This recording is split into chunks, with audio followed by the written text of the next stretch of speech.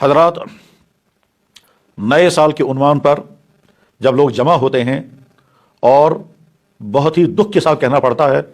کہ بے شمار مسلمان کشمیری لڑکے اور لڑکیاں گلمرگ پہنچتے ہیں، تو اس کے بعد جو کچھ وہاں ہوتا ہے وہ سب کا سب اللہ کی غضب کو دعوت دینے والے کام ہیں۔ کھلم کھلا ناچ گانا،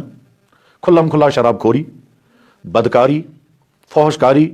غرض یہ کہ گناہ کے جتنے کام وہاں کیے جا سکتے ہیں وہ سارے کام ہوتے ہیں،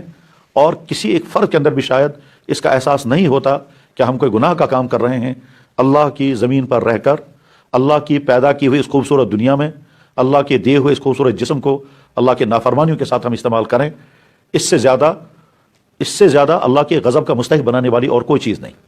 دنیا میں جن قوموں میں یہ صورتحال پیدا ہوتی ہے، اللہ جل شانہ بہت دن تک اس کو برداشت کر لیتے ہیں۔ حدیث میں ہے، اللہ کے نبی علیہ السلام نے فرمایا، ما احد اصبر من اللہ سے زیادہ برداشت کوئی نہیں کرتا۔ اللہ تعالیٰ شانہ برداشت کرتے ہیں، لیکن جب کوئی قوم حد سے گزر جاتی ہے تو اس کے بعد پھر اللہ کے فیصلے آتے ہیں اور پھر ان قوموں کو تباہ کرنے کے اسباب جمع ہو جاتے ہیں۔ جن چیزوں سے کسی قوم کو حیات ملتی ہے، انہی چیزوں کو اللہ تعالیٰ ان قوموں کو تباہ کرنے کے لیے استعمال کرتے ہیں۔ وہ کبھی سیلاب کی شکل میں، کبھی زلزلوں کی شکل میں، کبھی انسانوں کے ذریعے سے انسانوں کے ظلم کی شکل میں، کبھی بیماریوں کی شکل میں، اور کبھی نافرمانیوں کی شکل میں، کبھی گھروں میں تضادات اور لڑائیوں کی شکل میں یہ ساری مصیبتیں نمودار ہوتی ہیں۔ حضرات، بہت سارے والدین شاید سمجھ نہیں پاتے کہ ہم اپنے نوجوان لڑکوں اور لڑکیوں کو کہاں بھیج رہے ہیں اور وہاں جا کر کیا کریں گے، اور بہت سارے والدین شاید